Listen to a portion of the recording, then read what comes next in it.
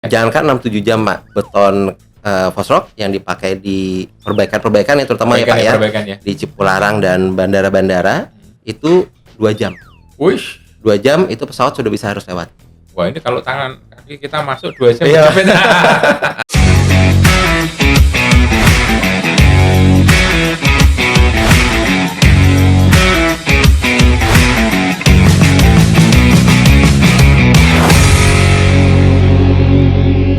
Halo rekan konstruksi, kembali lagi kita berjumpa di podcast Construction Corner bersama topkonstruksi.com.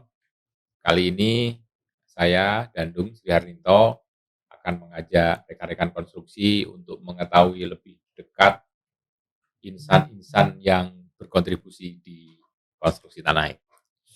Nah, pada kesempatan Construction Corner kali ini di podcast kita ini kita udah kedatangan tamu insinyur Mas ya. Ya, Pak. Insinyur gitu kan. Nanti akan kita kenal bersama Mas Radityo Prabowo, benar ya? Benar, Pak. Benar ya. Beliau sekarang menjadi Specification Manager dari PT Fosrock Indonesia, benar Betul, namanya. betul sekali, Pak. Sehat. Alhamdulillah, Pak. Alhamdulillah saya. Ngobrol-ngobrol aja ya santai. Boleh. Ya, santai, Pak. Karena ini tujuannya untuk menambah pengetahuan teman-teman konstruksi Indonesia terkait dengan material, teknologi, metode, sehingga mereka bisa belajar. Ini adalah podcast edukasi sebenarnya, sehingga mereka mendapatkan pengetahuan yang benar nih terkait dengan Iya. produk-produk yang mungkin tiap hari mereka pakai, tapi nggak punya pengetahuan cukup, kira-kira gitu Betul, ya. betul. Nah itu yang harus kita kita beri informasi lah gitu ya, sehingga pengetahuan mereka menjadi lebih baik. Kita mengenal Fosrock dulu. Fosrock Ya, Pak. ini kan Indonesia ya, Fosrock Indonesia. Bisa diceritakan nggak ini perusahaan apa gitu ya? Kemudian fokusnya di mana? Bisnisnya di apa? Servisnya apa? Gitu. Bisa diceritakan? Ya, baik, Pak. Mas Radit. Jadi Fosrock Indonesia ini awal mulanya adalah anak perusahaannya British Petrol sebetulnya, Pak. Oke. Ya, anak perusahaan British Petrol, lalu minyak ya berarti ya? iya, awalnya nih. Awalnya. Lalu berkembang, memisahkan diri dari British Petrol, salah satu CEO-nya membeli Fosrock. Dan akhirnya dari Fosrock ini Fosrock berfokus kepada material chemical construction, Pak. Ya, chemical construction itu misalnya contohnya seperti waterproofing, flooring epoxy seperti ya, admixture, Ya. grouting seperti itu. Oke. Dan akhirnya sampai di Indonesia ini sekitar tahun 1980, 1990-an itu kita membuka pabrik. Ya, pabriknya saat ini ada di Cikarang seperti itu.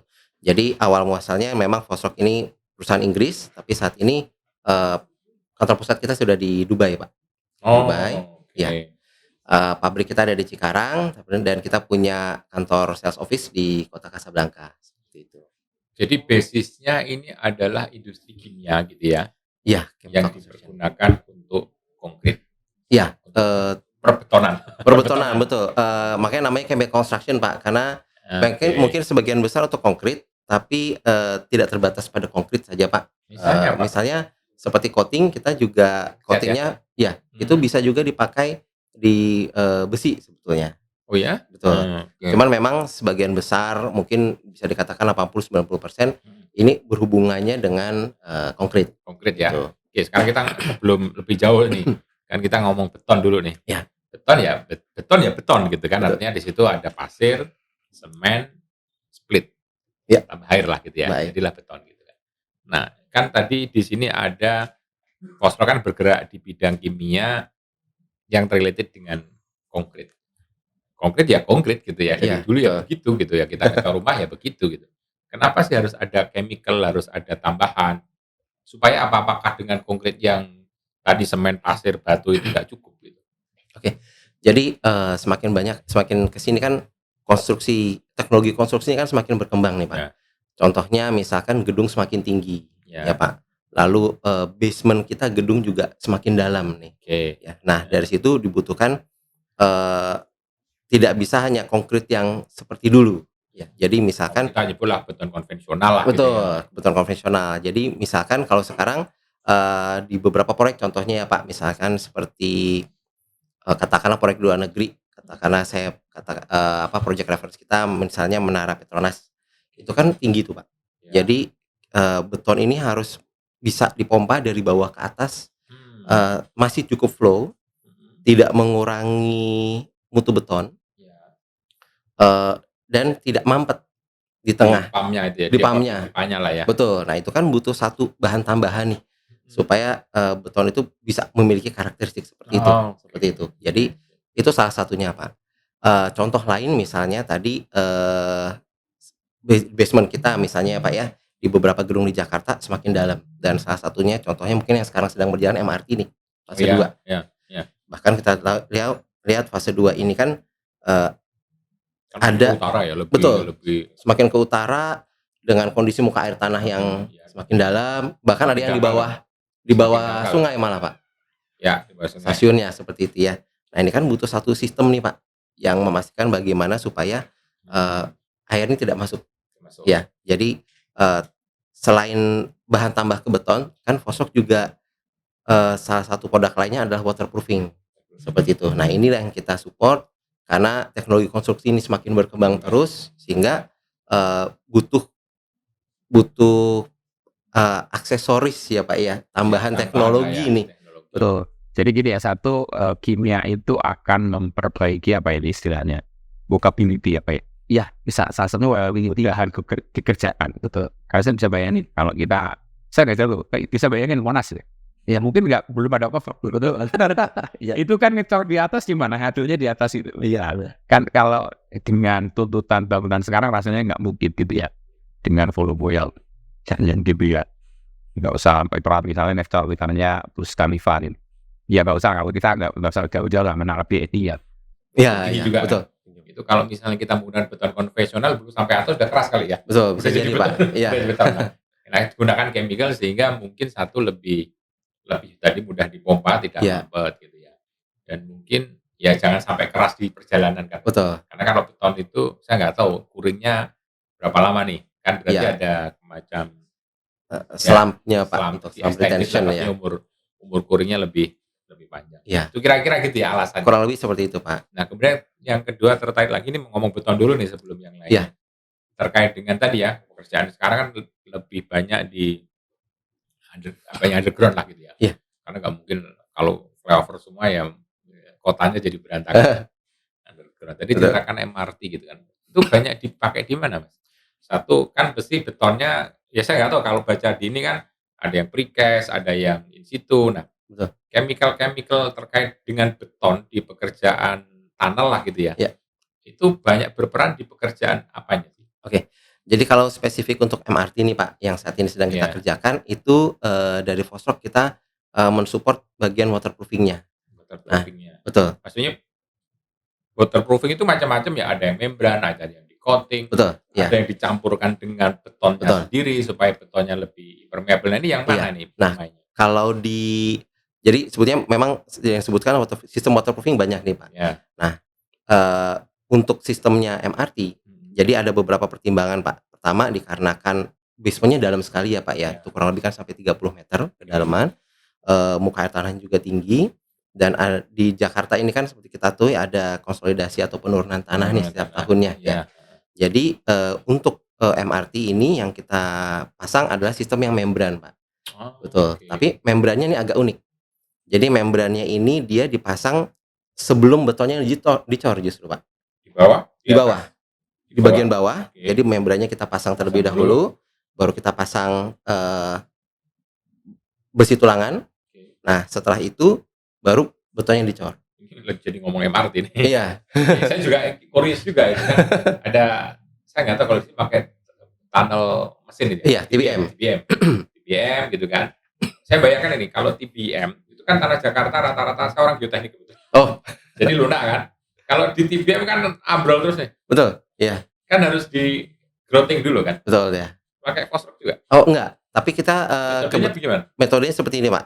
Tapi Fosroc punya materialnya ya, tapi kita belum men-support untuk project MRT untuk hal tersebut. Tapi saya bisa ceritakan seperti ini, Pak. Jadi TBM ini ketika dia mau, melakukan pengeboran, ya, di depan alatnya tuh dia akan menyemprotkan satu bahan kimia juga, Pak, Oh, ya. oke. Namanya soil conditioner.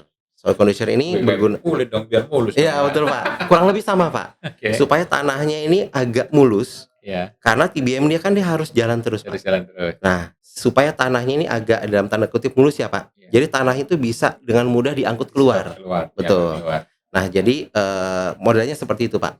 Nah, kebetulan kalau untuk TBM dia tidak memakai sistem waterproofing konvensional, Pak, karena dia ketika TBM-nya maju, dia langsung memasang precast di belakangnya Precastnya itu ya. dan langsung waterproof, seperti itu. Oke. Nah, kalau yang Fosroc supply, yang Fosroc support di AMRT fase 2, ini adalah untuk bagian station, receiving Oh, di substation, bangunannya, stationnya. betul. Iya, iya. Karena kan metodenya masih konvensional ya, Pak, pengecorannya seperti itu. Wah, ini belajar beton ini memang banyak. Banyak. Yang jelas beton adalah menjadi komponen ya utama lah dalam setiap Masih utama, konstruksi Pak. gitu kan. Baik itu gedung, jalan. Bahkan sekarang rata-rata menggunakan rigid ya. Iya. Kalau rigid kan udah pasti saya pernah di proyek mana itu ya?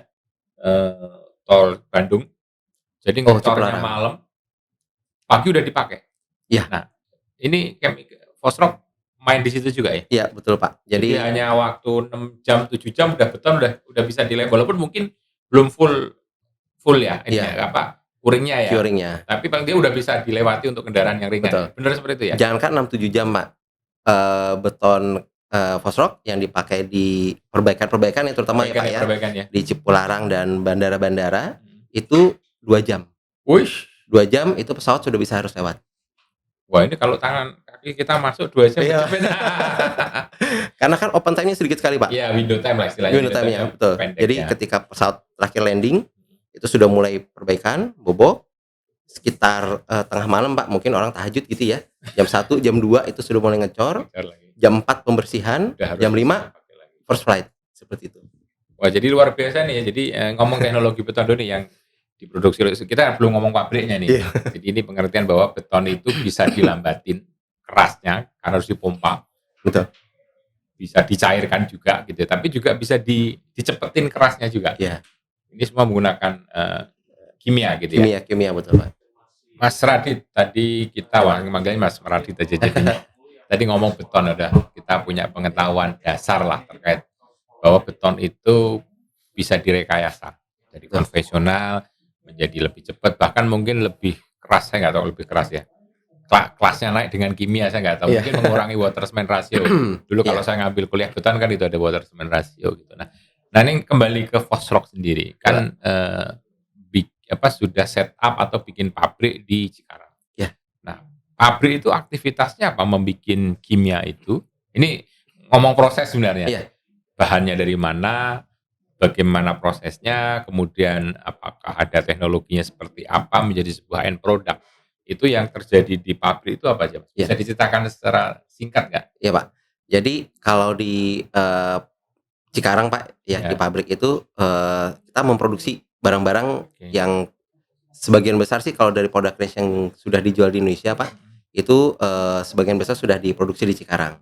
Ya, jadi produk kita itu ada beberapa line, misalkan liquid ini yang admixture bahan tambah ke beton, Pak.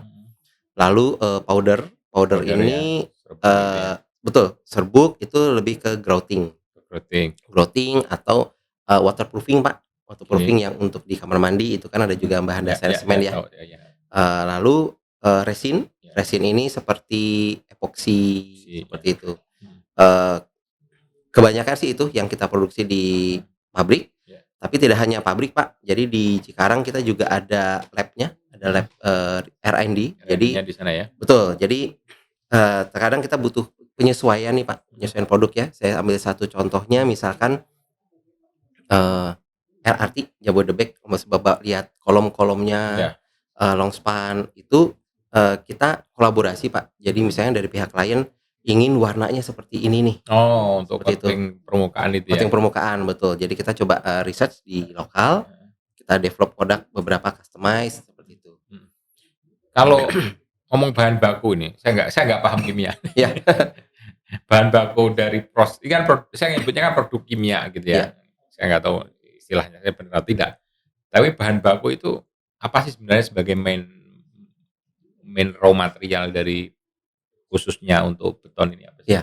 Jadi kalau bahan bakunya kita karena Fosok ini secara global Pak, produk range-nya ada 900 Iya, dan di Indonesia ada 300 sehingga bahan bakunya nih cukup beragam.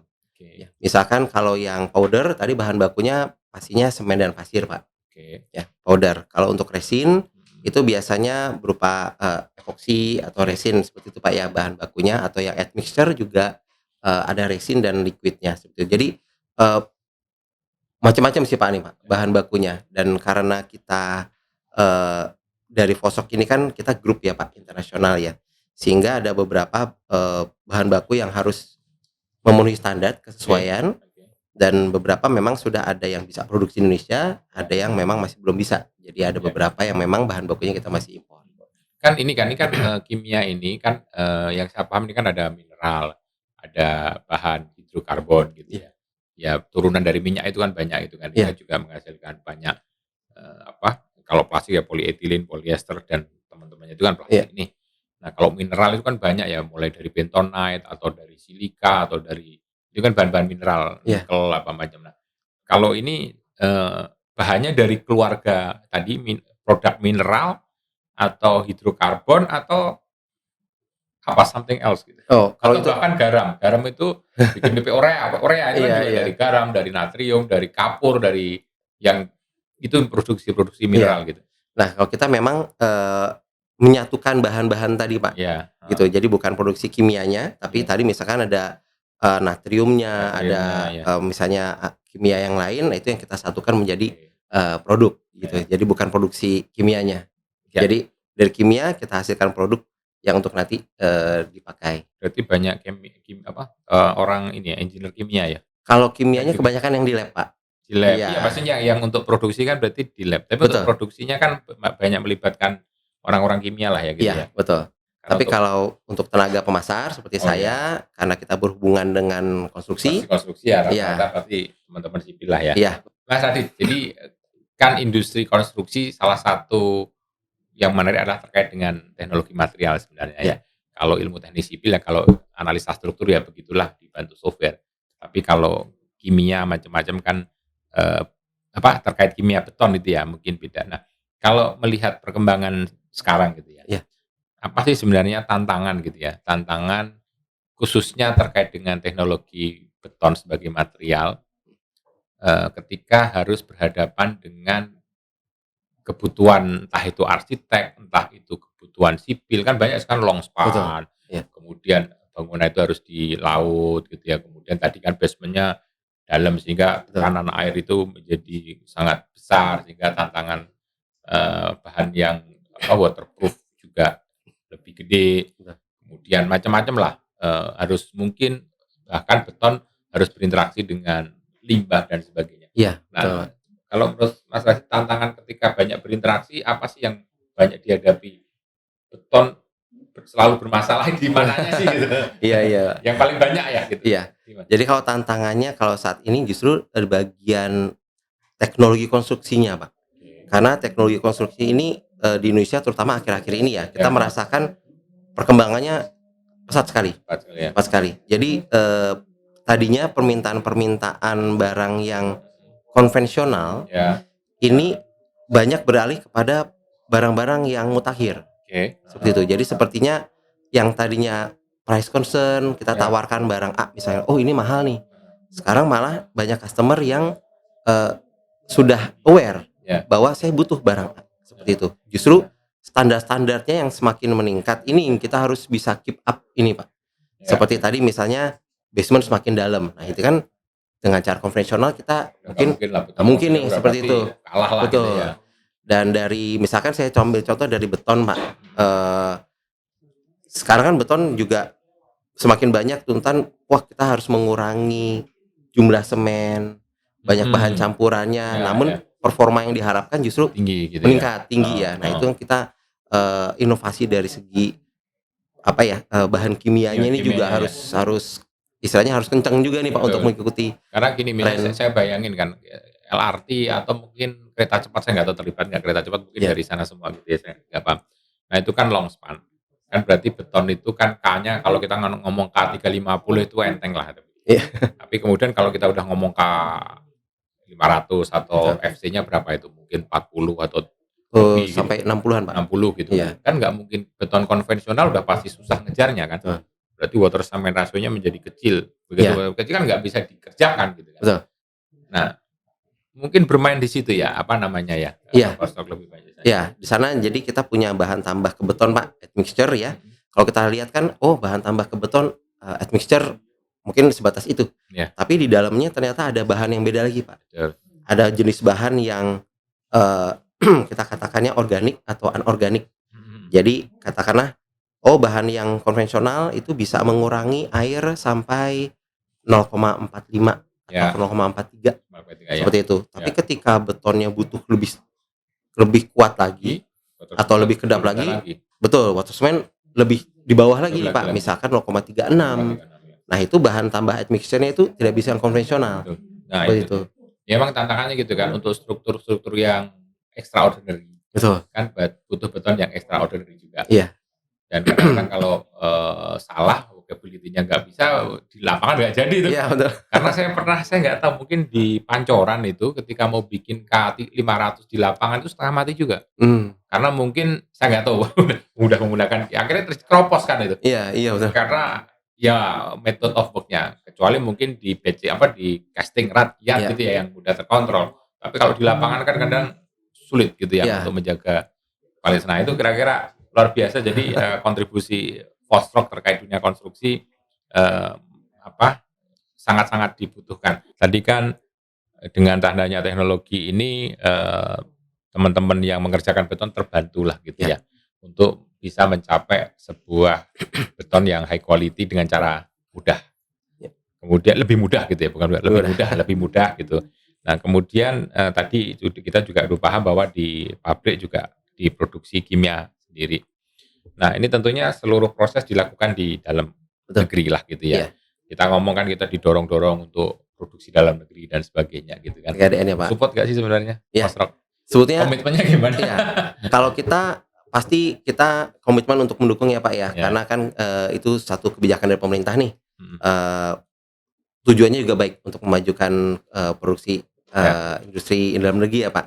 Nah kita sih mendukung, Pak. Jadi untuk sekarang sebagian besar mungkin memang belum semua ya, Pak ya. Karena memang beberapa produk lain kita masih impor. Dikarenakan belum ada juga yang menjual raw materialnya di Indonesia. Gitu. Jadi untuk produk-produk yang istilahnya sebagian besar gitu kita sudah produksi lokal dan kita mulai sertifikasi untuk sertifikasi TKDN. Berapa sih sekarang? Nah karena produknya banyak sekali, Pak, jadi range-nya macam-macam nih. Jadi kesulitannya kita terkadang, Pak, tidak bisa tinggi. Ada beberapa yang memang sudah produksi lokal tapi masih di angka 20%. Karena ternyata 20% ya untuk industri kimia sebenarnya. Karena ternyata tadi, Pak, raw materialnya ini di Indonesia belum ada yang jual. Jadi Indonesia ada yang jual tapi ternyata source-nya dari luar negeri juga seperti itu. Oke. Gitu. Tapi komit ya, artinya gini, kalau dari kita kan tentunya harus ya follow pemerintah gitu ya. Kebijakan tentunya tujuannya kan baik supaya industri konstruksi nasional kan bertumbuh lah gitu ya.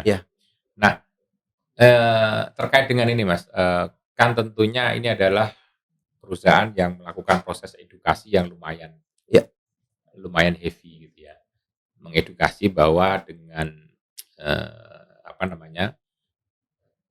tambahan ini maka kita bisa memudahkan pekerjaan. Biasanya proses yang dilakukan Fosroc sendiri seperti apa nih metodenya supaya kemudian user itu punya pengetahuan yang memadai gitu. Apakah terjun langsung atau kemana atau gimana kira-kira? Jadi Fosroc ini memang kita tadi, Pak, seperti saya kan kita semua tenaga pemasaran engineer ya, Pak ya. Selain untuk bisa mengikuti proses konstruksi, tapi kita juga mengerti nih proses konstruksi. Nah, ketika kita mengerti kita jadi tahu improvement yang bisa dilakukan A, B, C, D, E seperti itu. Nah, jadi yang kita lakukan pertama dari tim sendiri itu tidak hanya tim sales ya, Pak, tapi seperti saya tim specification atau spesifikasi ini lebih banyak approach ke teman-teman konsultan, ke teman-teman owner untuk sebelum sampai ke proyek kita lihat dulu, "Oh, Pak, kalau bangunan seperti ini yang dibutuhkan Ini. tidak cukup loh hanya ini," seperti itu. Harus yang ini. Kenapa? Karena seperti ini. Nah, itu kita biasanya kita backup dengan project reference, dengan standar misalnya Pak, ASTM-nya atau seperti itu ya. Jadi kita edukasi bahwa ada material baru dan kita tidak hanya istilahnya tidak hanya jualan ini lebih bagus, tapi kalau misalkan eee, itu lebih bagus tapi tidak tepat, ya kita tidak akan sarankan juga Pak, gitu. Jadi kita harus edukasi bagaimana memilih yang tepat, seperti itu. Tidak hanya lebih mahal atau lebih murah, tapi yang tepat Kalau bagaimana. Fosroc itu maksudnya tim Fosroc masuk ke implementasi juga nggak sih? Kalau Fosroc enggak Pak. Jadi enggak ya? iya, nggak masuk, tapi kita support misalkan seperti ini, oh ada proyek yang mau pasang, ya Pak. Nah ini kita concern misalkan biasanya kita bisa dampingin di awal, Oke. kita juga ada tim technical, Supervisor lah, Iya. supervisi lah gitu ya. ada tim Supervisi technical ya. untuk bantu training Pak, Training dulu. untuk oke, training. oke. Dan biasanya kalau tim Fosroc ini kan kita terjun langsung Pak ke project, kita interaksi langsung dengan orang project, jadi orang project tuh bisa langsung tanya ke Fosroc, "Ini sebetulnya bener nggak sih pasangnya bagaimana sih?" Seperti itu Pak. Nah, selama ini tanya pengalaman pribadi aja, selama udah berapa lama nih? Kurang lebih 8 tahun Pak. Oh, udah ya. Ada nggak permintaan yang maksudnya gini, ada masalah yang atau request lah gitu ya dari owner yang spesifik gitu ya, yang kemudian membutuhkan pemikiran, mungkin butuh trial yang kompleks. Ada nggak project untuk aplikasi apa itu? Iya, jadi yang project unik biasanya ada 2 Pak. Satu itu perbaikan struktur, ya, karena perbaikan struktur ini kan customize Pak. Kalau bangun baru, orang mungkin sudah oke, ada desainnya. Tapi ketika ada ketidaksesuaian, nah itu biasanya diskusinya lebih dalam. Jadi biasanya dari Fosroc, biasanya perbaikan struktur itu antara dengan grouting atau dengan carbon fiber. Itu kita diskusi langsung dengan konsultannya, karena ada perhitungan strukturnya juga nih Pak. Jadi tidak hanya asal-asal pasang, oh butuh sekian gitu ya Pak ya. Itu biasanya kita diskusi. Yang kedua, yang krusial saat ini, kembali lagi proyeknya tersebut yaitu MRT. Karena MRT ini kan bisa dikatakan strukturnya krusial ya Pak. Nanti orang di dalam 30 meter di bawah tanah, dan kita harapkan tidak ada kebocoran. Sehingga material yang kita pasang di sana itu memang dari pihak owner menginginkan ada tim Fosroc yang bisa mendampingi. Jadi kita memang hire beberapa engineer juga khusus untuk sehari-hari di site project mendampingi teman-teman aplikator dan kontraktor. Iya, ini ya berarti ada request ekstra lah gitu ya. Request ekstra, betul. Karena kan memang bangunan itu sangat kritikal gitu. Iya. Dan membutuhkan butuh skill engineer juga gitu. Iya, betul Pak. Memastikan produk itu teraplikasi dengan benar gitu ya. Oke, makasih nih Mas Radit, beberapa informasi terkait dengan Fosroc, kita menambah pengetahuan yang banyak gitu ya. Memang kalau tadi disebutkan ya fungsi-fungsi kimia itu ada untuk adhesif gitu ya. Adhesif itu lem ya? Lem, betul. Lem, ya. Karena gini, lem beton Pak, lem beton. ada sebuah beton yang kemudian disambung itu pakai ya nggak tahu epoksi atau saya nggak tahu lah gitu ya. Iya. Ada juga seperti itu ya. Kemudian untuk mixture gitu ya, mixture nambahin, kemudian untuk aditif lah. Aditif misalnya mempercepat atau memperlambat beton itu kering atau nanti gitu ya. Ada grouting, ada untuk repair, kemudian ada untuk protective, water proofing, kemudian untuk surface treatment nih supaya lebih impermeable. Betul. Supaya lebih kedap gitu ya. Kalau misalnya entah itu exposes ataupun di dalam tanah tadi ya. Jadi luas sekali teman sekalian, produk-produk yang sudah diproduksi di sekarang. Ini sangat membantu nanti teman-teman yang biasa pening dengan urusan beton. Silahkan datang ke Fosroc, ke Mas Radit. Konsultasi dulu boleh ya? Boleh, silakan Pak. Gini, saya mau bikin di bangunannya ekstrim lah gitu ya. Kimianya ekstrim, kemudian kondisinya juga ekstrim. Gitu kan. Nah, kan ada proses konsultasi. Dan memang tadi sampaikan kalau sudah repair yang pening. Betul. Saya pernah masuk, ini nggak saya sebutkan nggak enak. Saya pernah masuk di sebuah kantor pemerintah gitu ya. Di Jakarta, ya deket-deket Gambir lah gitu ya. Ada basementnya 3 atau 4 lantai gitu ya. Kebetulan di sebelahnya sungai.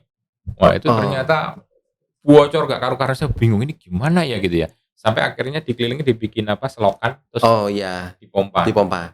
Wah, ini ada yang salah dengan betonnya, saya pikir gitu ya. Tapi kira-kira kalau menghadapi gitu, Fosrock bisa nggak sih? Maksudnya udah kejadian nih. Sudah kejadian. Maksudnya kalau dari awal mungkin bisa di apa, prevent lah gitu ya. Iya. Seperti tadi MRT kan. Iya. Jangan sampai bocor. Tapi ini udah barang udah jadi, bocor kejadian, itu sama kayak bekas disuntik gitu, tapi masih aja keluar. Masih ada. Iya. Saya nggak tahu. Itu kira-kira menjadi bidang keahlian Fosrock juga lah ya. Sama, ada juga Pak. Ada ya, Iya. gitu ya. Namanya growing atau apalah gitu ya. Iya, betul. Maksudnya udah kejadian kan pening ini, pasti lebih sulit lah ya. Iya, Lebih betul, baik di awal di prepare. Ini Betul. antisipasi lah gitu ya. Iya. Udah tahu kondisinya seperti itu. Iya. Mending dari awal diberesin daripada udah Betul. kejadian itu pasti pening itu Iya, biasanya. betul Pak. Lebih sulit juga. Lebih pasti. sulit, lebih sulit. Oleh karena itu dari sekarang jadi mulai banyak customer yang mulai menyadari Pak Ya. bahwa Jakarta ini muka air tanahnya tinggi. Sehingga lebih bagus pasang yang bagus di Di awal, awal tapi asetnya terlindungi melindungi betul. gitu.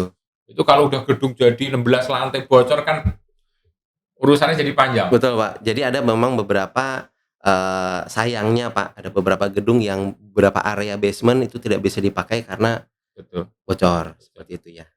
Nah, itu jadi lebih baik mencegah dibanding mengobati. Muhammad. Jadi kita harus olahraga nih. Jadi cegah dulu kebocoran gitu ya. Cegah dulu atau bikin beton kita sesuai dengan beban lingkungan yang akan dihadapi dibanding pokoknya beton dulu nanti urusan belakangan, itu lebih pening. Ya. Dan pasti biayanya jauh lebih gede ketika Yes. kita melakukan proses repair atau retrofit gitu Betul ya. Pak.